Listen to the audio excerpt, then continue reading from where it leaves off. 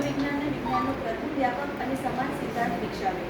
મનોવિજ્ઞાનની વિશેષ જ્ઞાનશાસ્ત્રીય અને પદ્ધતિસરની સ્થિતિ આ વ્યાપક વિભાવનામાં અનુમાનિત છે, જે તેમના ન્યુરોફિઝિયોલોજીકલ, મનોવૈજ્ઞાનિક અને દાર્શનિક કાર્યધારવા વર્ગીકૃત થયેલ છે. માનવીને એક વિચારશીલ અને પ્રેરિત વિષય તરીકે કુદરતી વિજ્ઞાનની દ્રષ્ટિએ કેદ કરી શકાય તેમ નથી.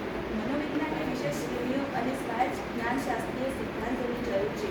તે એક તરફ પ્રયોગમૂલક માનવતા છે, પરંતુ બીજી તરફ તેના શારીરિક આધાર અને દાર્શનિક ધારણાઓને અવગણવી જોઈએ નહીં. આ વૈવિધ્યસભર બહુપદ્ધતિનો અભિગમ જરૂરી છે. સ્વનિરીક્ષણ, પ્રયોગ, સામાન્ય, સરખામણી અને અર્થઘટન. વૂંડ એ પરિપ્રેક્ષ્યના ફેરફારોમાં આ સંદર્ભે પ્રણાલીઓના જરૂરી પૂરકને સમજવા માટે તેમણે મનોવિજ્ઞાનના ક્ષેત્રની ખૂબ જ વ્યાપક અને આંતરશાખાકીય તરીકે વ્યાખ્યાયિત કર્યું અને એ પણ સમજાવ્યું કે મનોવૈજ્ઞાનિક સિદ્ધાંતોની જ્ઞાનશાસ્ત્ર, દાર્શનિક ટીકા અને તેમની દાર્શનિક પૂર્વજરૂરિયાતો કેટલી અનિવાર્ય છે. મનોવૈજ્ઞાનિકો વચ્ચે આટલી વ્યાપકપણે ફેલાયેલી આધ્યાત્મિક પૂર્વધારણાઓના જ્ઞાનની આ ટીકાને પ્રોત્સાહન આપવા માટે